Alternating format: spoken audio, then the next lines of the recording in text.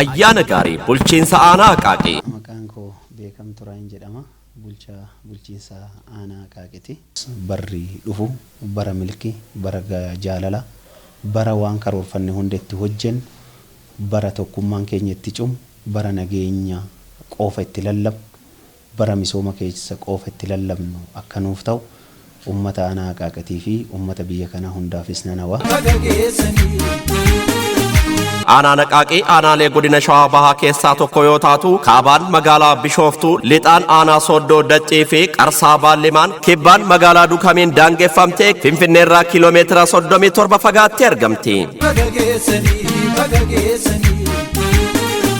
Oomishaalee kanneen akka qamadii, xaafii, garbuu, baaqelaa fi shumburaa oomishuun kan beekamtu aanaan Aqaaqii inisheetiivii qonnaa haaraa hojiirra oolchuun misooma qamadii jallisiin lafa hektaara tokkorraa kuntaala 102 argachuun riikardii olaanaa galmeessisteerti. Qilleensa mijataa fi biyyee gabbataa qabaachuun lagni Awaash aanatti keessa qaxxaamuree darbuun aanaa Aqaaqii hojii misooma waliigalaa filatamtuu ishee taasisa. Koottaa aanaa Aqaaqii harka wal qabannee waliin haa misoomsinu. Ayyaana gaarii bulchiinsa aanaa Aqaaqii.